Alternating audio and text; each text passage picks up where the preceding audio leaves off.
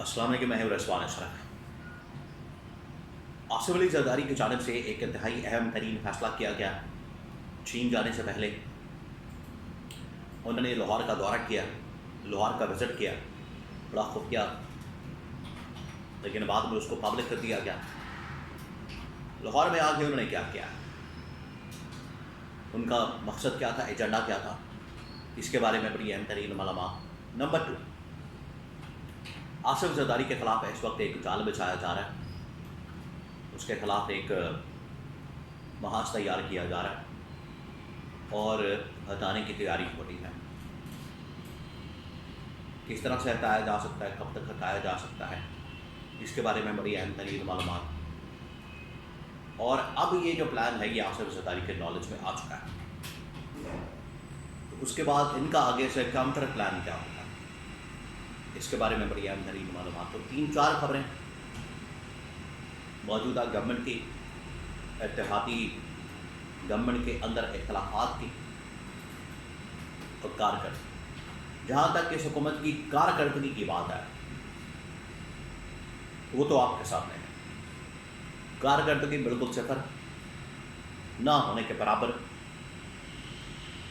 जो इनको टास्क मिला था इंटरनेशनल लेवल के ऊपर वो भी पूरा नहीं कर सके। डील करवानी थी ईरान अमेरिका की, वो भी नहीं करवा सके। अफ़गानिस्तान के अंदर बगराम एयरबेस हासिल करके देनी थी, वो नहीं ले सके। चाइना के साथ मामला ठीक नहीं, इन्वेस्टमेंट कोई नहीं, सीपैट प्रोजेक्ट रुका हुआ है, ये तो इंटरनेशनल। पाकिस्तान की अगर बात की जाए तो पाकिस्तान के अंदर महंगाई, बेरोज़गारी, अमन अमान की सूरत हाल ख़राब, फिर उसके बाद लॉकडाउन, पेट्रोल की कीमतें आसमानों पर, महंगाई आसमानों पर, तबाही और बर्बादी, और हर तबके के शख्स को मुश्किलात का सामना है। किसान हो, चाहे डॉक्टर हो, इंजीनियर हो, लेबर हो, मजदूर हो, अमीर से अमीर आदमी, गरीब से गरीब आदमी, बेचारा तंग पड़ा है। ये हालात कर दिए इस गवर्नमेंट ने, हुकूमत ने। अभी इन्होंने जुमे वाले दिन 400 रुपये पेट्रोल कर दिया है, और अब आने वाले जुमे को अगर IMF के साथ इनके मामला ठीक नहीं होते, जो कि बड़े मुश्किल लगता है क्योंकि उनकी जानिब से शर्तें बहुत सख्त रखी जा रही हैं, अगर ये मामला ठीक नहीं होते तो IMF इनको कहेगा कि आप पेट्रोलियम प्रोडक्ट्स के ऊपर, जिसमें पेट्रोल, डीजल, तमाम चीज़ें शामिल हैं, उनके ऊपर कम से कम 50 से 100 रुपये टैक्स बढ़ा दें। वहाँ अगर मामला ठीक नहीं होते, ये इधर टैक्स बढ़ा देंगे और कीमत चली जाएगी 450-500 पेट्रोल। आप इमेजिन करें ये गवर्नमेंट हुकूमत किस तरीके से आवाम का खून चूस रही है। बिलों के अंदर फिक्स चार्जेस, हर चीज़ में दिहाड़ी 500-500 हज़ार, तो इनके लिए अब कोई मसला ही नहीं। एक घर से या एक शख्स से 500 हज़ार लेना। लाहौर की अगर बात की जाए तो महीने के अंदर कम से कम 10 अरब रुपए बनते हैं, सिर्फ लाहौर की बात की जाए। और पूरे पाकिस्तान की बात कर ली जाए तो महीने के सैकड़ों अरब बन जाते हैं। ये लूट मार के नए नए तरीके इनको आते हैं।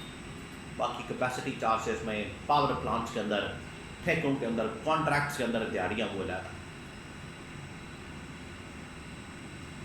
अब आ जाए आसिफ अली ज़रदारी और मौजूदा गवर्नमेंट के दरमियान, इत्तेहादी गवर्नमेंट के दरमियान जो इख्तिलाफात की खबरें हैं।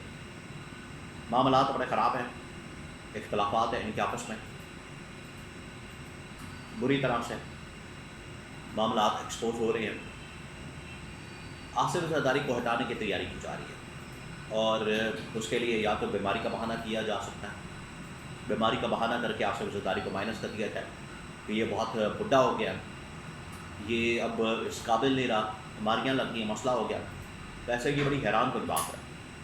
आज अगर ये इक़्तिदार से हट जाए, आप यकीन करें, आप इस बात के ऊपर ज़रा सोचें, गौर करें। आज आप आसिफ ज़रदारी को ऐवान सदर से हटा दें तो 100 किस्म की बीमारियां ये लेके बैठ जाएगा।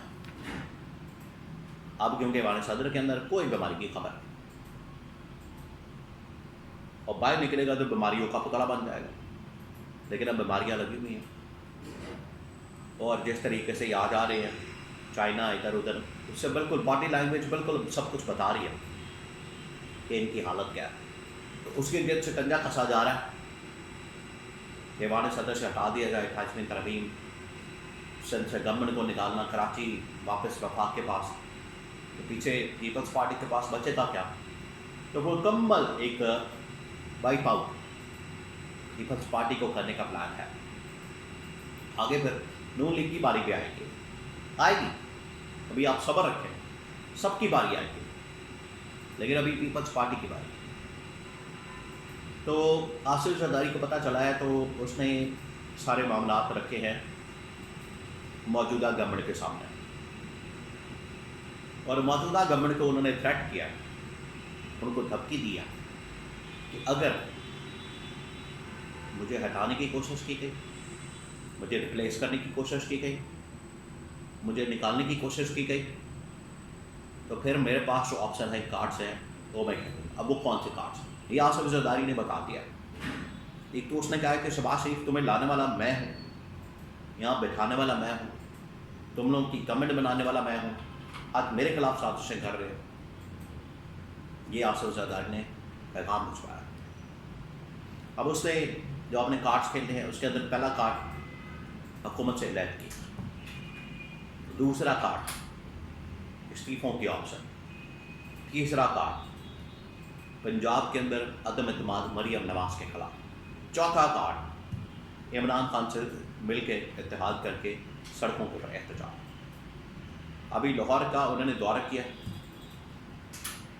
बाकी तो कार्ड्स मौजूद है लाहौर के अंदर जो अदम एतमाद मरियम नवाज के खिलाफ पंजाब में, इस मकसद के लिए उन्होंने लाहौर का दौरा किया, और लाहौर में उन्होंने ये पूरे मामला देखे हैं, सूरत हाल देखी है, पूरा जायज़ा लिया कि अगर हम अदम एतमाद लाते हैं तो हमें कितना नंबर गेम चाहिए, PTI के MPA कितने हैं, नून लीग के अंदर बगावत वाले बागी कितने हैं, हमजा शहबाज का कैंप क्या कर रहा है, और PTI के MPA क्या कर रहे हैं। अगर उनके साथ इत्तेहाद होता है टोटल नंबर गेम कितना बनेगा, कितना चाहिए, रिक्वायरमेंट क्या है, तमाम चीज़ें इसकी रिपोर्ट आसिफ जरदारी ने अगले 2-3 दिन में मांगी है ताकि इसको भी फाइनलाइज किया जाए। तो जैसे ही ऊपर कोई हलचल होती है, कोई वहाँ पर आसिफ जरदारी को निकालने के लिए प्रैक्टिकली काम किया जाता है, तो आसिफ जरदारी रिएक्शन के तौर पर क्या करेगा, पंजाब के अंदर पहला झटका देगा गवर्नमेंट को, पंजाब की मरियम नवाज के खिलाफ अदम एतमाद ला के, फिर उसके बाद वफाकी गवर्नमेंट से अलग होना, और उसके बाद इस्तीफों की ऑप्शन, और लास्ट इमरान खान के साथ मिलकर सड़कों के ऊपर एहतजाज और तहरीक। तो आगे अब हालात पॉलिटिकली बड़े ख़राब होने वाले हैं।